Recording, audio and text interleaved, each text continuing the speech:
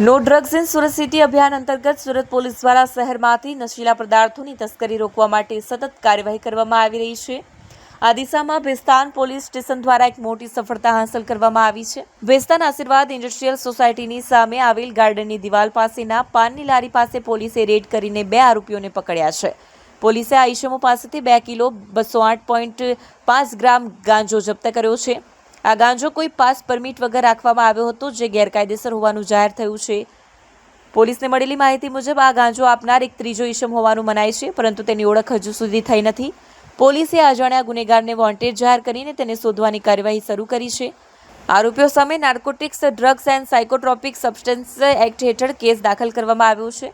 Police આરોપીઓની પૂછપરછથી વધુ ગુનેગારો અને નેટવર્કની તપાસ કરી રહી છે।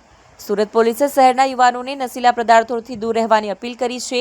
No drugs in Surat city અભિયાન હેઠળ કોઈપણ નશીલા પદાર્થોની વેચાણ ખરીદી કરતા ઇસમો સામે સખત કાર્યવાહી કરવામાં આવશે।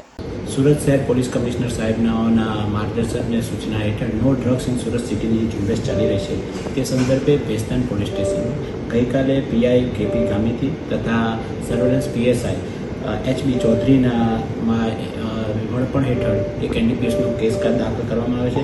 તેમાં ટોટલ જથ્થો 202 કિલોગ્રામ અને 200 ગ્રામ અને રકમ 22,085ની રકમનો મુદ્દામાલ ઝડપી લેવામાં આવે છે તથા બે આરોપી પકડી લેવામાં આવે છે। વકીલ ખાન સન ઓફ હસરત અલી તથા વિજય સાહુ, આ 2 આરોપી પકડી લેવામાં આવે છે અને આગળની કાર્યવાહી ચાલુ